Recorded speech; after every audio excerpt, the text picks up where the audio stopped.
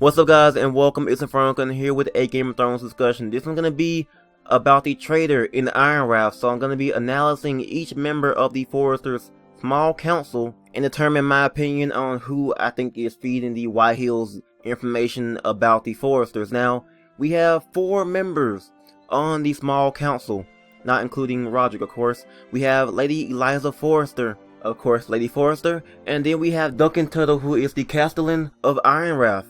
Now we have Sir Royland Dor, who is the Master of Arms at Iron Raft, and now we have Maester Oturan, who is the Maester for Iron Raft. And these are the people who are on the small council and who are the only ones who knew about the plan to expel Griff or save Ryan. And we were informed by Gwen Whitehill, who told us that they knew about their plans to do either one. So definitely, there's no doubt there is a traitor among the Forresters, because how would Gwen Whitehill know what the Forresters were up to during that small council meeting? And of course Gwen could have spied on us during the small council meeting because she wants to keep peace between the Forresters and the White Hills. So why not tell Rodrik their plans so he would probably stop them in order to keep the peace and convince him to keep the peace and be nice to Griff. So that could be possible, but you know, it's heavily emphasized that there is a traitor, so it might be one, it might not.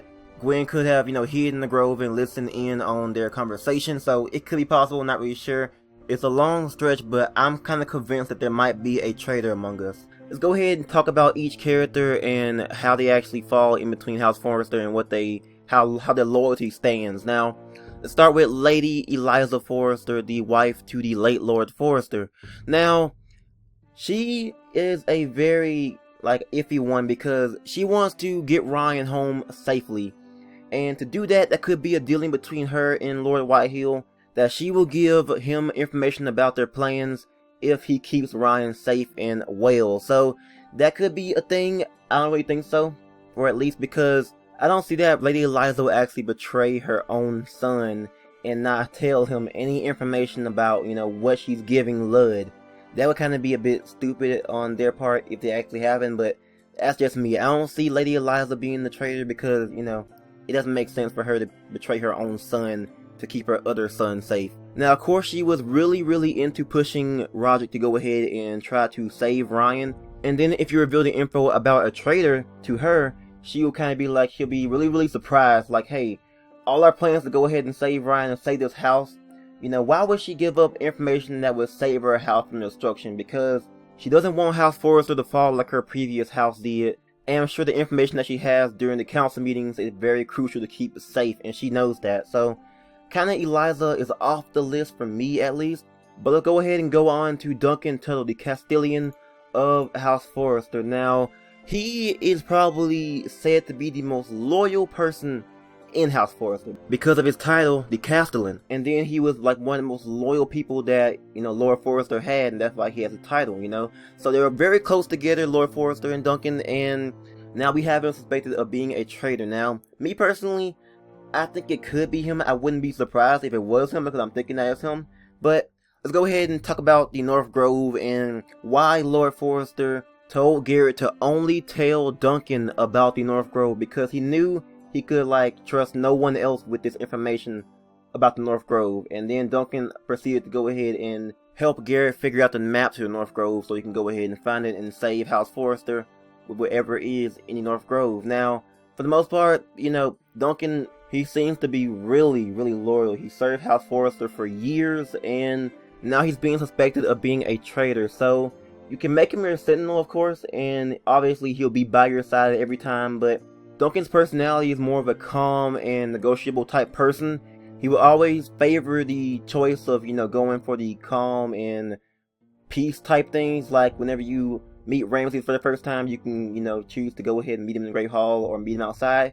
He suggests you meet him in the Great Hall.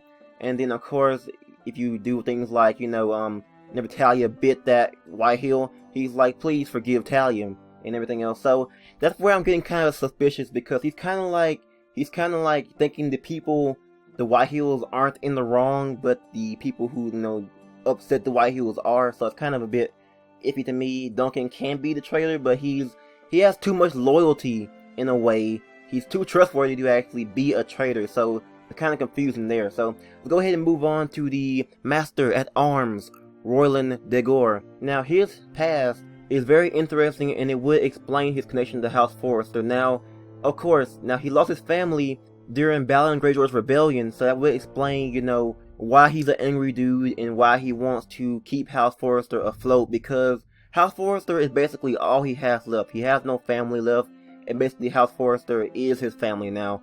In a way, you think about it, it kind of is. But anyways, so basically, what makes him not trustworthy? What makes him not trustworthy to House Forrester? Now, there could be something about him because he doesn't really have any kind of history with the Forresters. Of course, Duncan, he's the one he had a lot of trustworthy stuff with, Lord Forrester. But here we have, basically, Lord Forrester reached out to Royland to become the Master at Arms for Ironrath. So that's their connection. And then we all know Royland's, huge temper. Of course, he displays so much hate for the Whitehills, like a lot. This man shows no fear towards the Whitehills, and every chance he gets to actually protect his lord, he will go ahead and do it. And then whenever you were having one of those arguments with Griff and you ask Royland to attack, he goes ahead and does it. He doesn't, do anything. He gets owned, but he tried. He did do it, and this guy really has a lot of hate in his heart towards the Whitehills, and he does not like them at all. So this is probably why I don't think that he's a traitor, because he has so much built-up aggression towards the Whitehills, and he really doesn't like Griff at all. Doesn't like Lud. He really wants to go ahead and kill them, and every chance he gets to fight, he will do it if his lord says so. So that's probably why I think Royland is the most trustworthy person. He is pretty mad. He did get mad at Ethan for not being a real lord and not picking him as Sentinel. So, it's kind of a bit iffy right there. And obviously same happens to Duncan. It's kind of like both of them act the same depending on if they're your Sentinel or not. So it actually depends. So tell me your thoughts about that. I mean, Royland's pretty cool. I wish I would have chosen him as my Sentinel. Duncan's my Sentinel, and I really want Royland as my Sentinel now, but, too late for that. Anyways, let's go ahead and move on to the last person on the council. We have Maester Oturan. No one ever suspects the Maester. Okay, so he's probably the first one popped in my mind. Maester Oturan. One reason why is because that he's just so suspicious to me. Now, let's go ahead and start with the positive things first, because, he had a lot of history with the Forresters. Now, he served the Forresters after being assigned as Maester to Ironrath. So obviously, he served as a Maester at Ironrath, and he served the Forresters with pride.